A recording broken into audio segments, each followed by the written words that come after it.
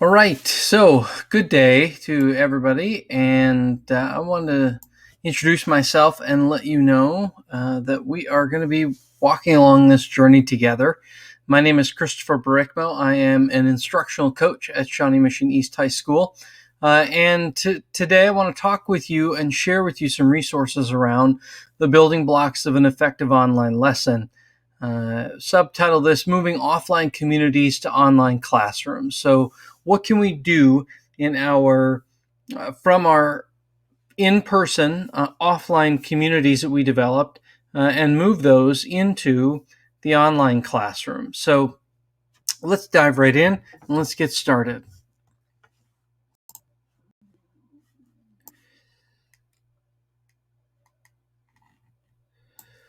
So really, this is based a lot on Catlin Tucker's piece that appeared most recently in Educational Leadership in their special report given our COVID-19 and distance learning, continuous learning, whatever we are calling it, uh, as we begin to think about moving into an online space for our learning.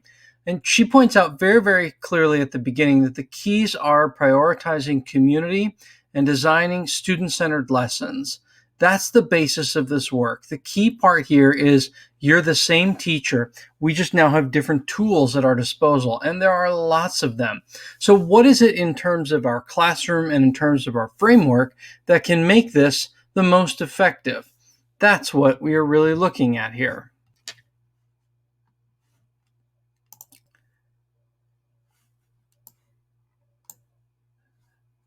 So much of this is in the theoretical framework of the community of inquiry theoretical framework. And this has three parts. There's the social presence, the cognitive presence, and the teaching presence. And this is the case in any classroom. We have a social element within our classroom and a cognitive element and our teaching element. And all of those things can come together to form that educational experience. If we only focus on teaching and social presence, that's part of setting the climate. And then we have to select the content, and then we have to support discourse to bring that educational experience together. So imagine our online learning environment needs to have all three: the social presence, the teaching presence, and the cognitive presence. And that's what we're going to look at here a little bit more. So in the social presence, we have to ask ourselves, how can I create this? How can I create in an online environment so opportunities for social engagement with my students, with my team? We also have to ask, well, in terms of the cognitive presence, what can I do here to challenge students and to push them with the appropriate rigor and content in this process? And then finally, what's my content that I'm going to teach? What are my priorities that I need to make sure every student knows and can demonstrate learning around? Because it's not enough to just say, well, we're going to put everything online and you either learn it or you don't. We have to create and cultivate some of the most relevant learning priorities in this process for our students. So if we take a look at it and we think about it in terms of social presence, we have to understand that even though we may have created a community within our classroom, it may not be enough. It may not be enough to be able to then just rely on that learning community in the social presence or in the digital presence. So we really do need to identify norms and expectations at the outset. In an online learning environment, you have to work through that with students and have students help translate the social contract perhaps you made in your classroom and put that in place in your online learning environment and put that practice in place in terms of identifying what those appropriate behaviors are.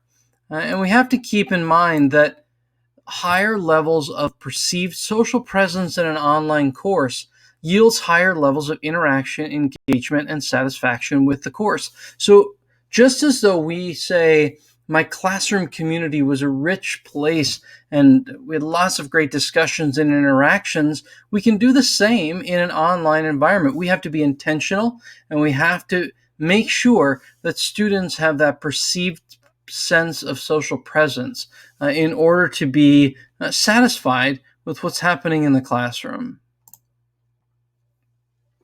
So let's talk about the teaching presence then, and designing online learning experiences. We have to think of our online classroom as just that. It's a classroom. It's a place to learn and interact. It's not just simply a place to post things for consumption. Our learning management system, if it's Canvas or Google Classroom or Schoology or any number of different learning management systems, it's not just a place that they click on things and see what the content is going to be. No, it's a place where they discuss and they engage and they have part of the process where learning is the constant for them. And the time and the pace and the place can be the variables. So when we look at course design and direct instruction and facilitation of learning, those are central to teaching presence in an online course, just like they would be in a face-to-face course. But we need to plan ahead and allow for student voice and choice. And also, I beg of you, just because you would maybe lecture for 30 minutes or 40 minutes or 50 minutes in a face-to-face classroom, please, we need to end that practice in an online learning environment. This is from the study in the bottom here is from Ball State University, where 59% of students preferred flipped lectures that were less than 7 minutes. So we're talking about adult learners, and their attention span was, for the most part, 7 minutes, or most 7 to 10.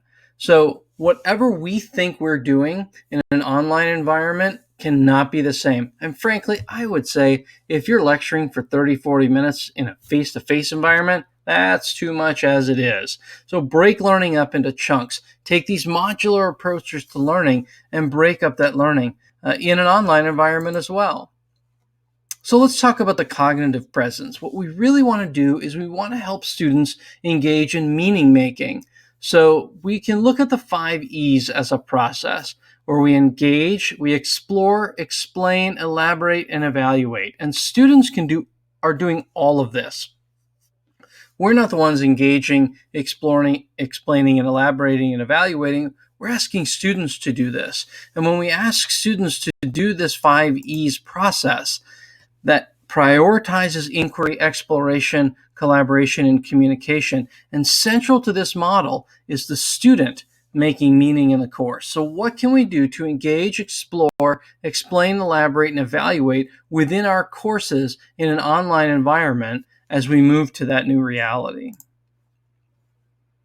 So now what I want to do is I want to go through some resources. And when we look at these, we're looking at the building blocks of effective instruction and now effective online instruction. So direct instruction has a place. Direct instruction still works. And what we do is we now think about transferring information, those lecture or mini lessons, to explain a complex topic. And there are tons of resources to be able to do that. I'm using Screencastify right now. You can use QuickTime and do a screen recording, Screencast-O-Matic. You can even use Flipgrid to give direct instruction and to elicit feedback and learning from students. Direct instruction does have a place. Just because we're online and using technology doesn't mean that we should throw it out. We know direct instruction works. Mr. Miyagi reminds us of that all the time. So now let's talk about modeling. And we can conduct think-alouds as we navigate a task. We can apply a strategy, practice a skill, or use an online tool or resource. And some of those same exact tools can help us with this. Screencastify, QuickTime, Screencast-O-Matic, any way that you can get your screen in front of students and model that. You would do the same thing in a classroom with your table or station rotation, where students would come to you and get some modeling and some work. You can do the same thing in an online environment. So if we look at discussions are the hallmark of an online classroom, and we should continue to do them. But we have to remember, we have to set some parameters. But we can engage students in those academic conversations about text, video, podcast, or an issue. We can use Flipgrid, and I will tell you, Please, if you are not using Flipgrid, use it now. Flipgrid is an amazing tool. We can use the discussion feature in our LMS. We can use Seesaw, another wonderful tool. We can use that synchronous discussion and host Zoom or WebEx or Google Meets.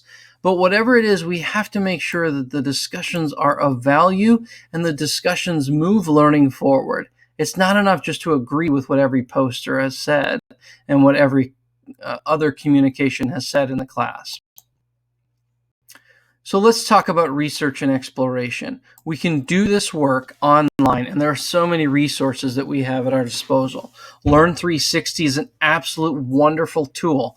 ck12.org gives you online textbooks, and when students can research a topic or issue and crowdsource the information they find, they are the ones in the driver's seat. We have access to World Book Online. You can use a Padlet wall. One of my favorites is Symbaloo, and have students start building some of these links as they build their learning.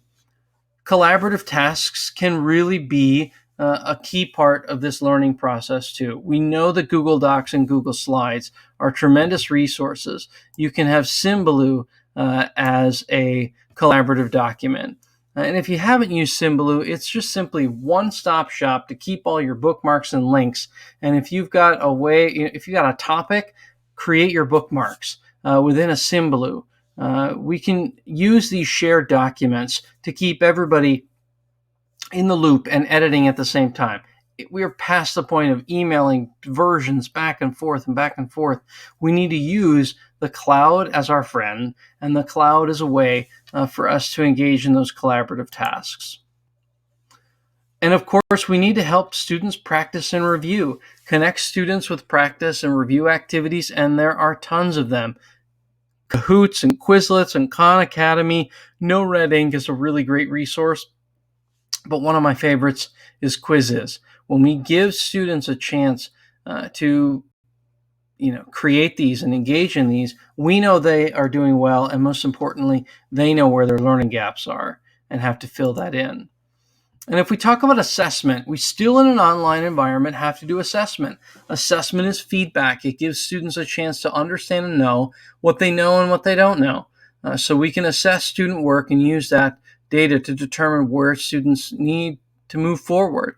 And some of those tools can be Socrative or Formative or Pear Deck or Nearpod, but whatever the case is, these are some of the most powerful tools out there for our assessment in a class. And then let's talk about reflection and metacognitive skill building. We have to ask students to think about what they've learned, not just show us, but to think about the process, how they learned it, what questions they have about those concepts or skills, and what support they need to keep improving. A weekly check-in with a Google form, or a Socrative exit ticket at the end of the week, a learning log or an online journal that's shared through any of the platforms is a great way for us to stay connected with students and allows them and asks them to use those metacognitive strategies to help identify those learning gaps. And so we come back to this idea of the 5 E's. We want to build content and we want to build learning opportunities that engage students with a challenging situation, give them a chance to investigate and explore and challenge prior knowledge, explain the phenomenon, the new knowledge that's gained and applied, elaborate and show how their new knowledge is deepened and extended, and then finally evaluate. That metacognitive process is part of the assessment for the student and for us. Those 5 E's can make their way very easily into an online learning environment. And so we come back to this community of inquiry theoretical framework. What are we doing to develop our teaching presence within an online environment? My guess is probably doing a great job with that. What are we doing to build and develop the cognitive presence and keeping kids sharp and providing rigorous opportunities for their learning and growth? And really, probably most importantly in this time, what are we doing to create a social presence and connect students with one another? They connected every day in our classrooms. How can they connect outside of our classrooms in this online environment? So I hope that this gives us some tools and some process to think about. If you have any questions, please contact me. I can be reached by email, but I hope that these building blocks of an effective online lesson give us a place to start and some resources to use as we move forward. Thank you very much, and please let me know if you have any questions or feedback as we wrap up this session today. I appreciate you learning with me, and I appreciate being able to provide some sort of support as we build effective online lessons together.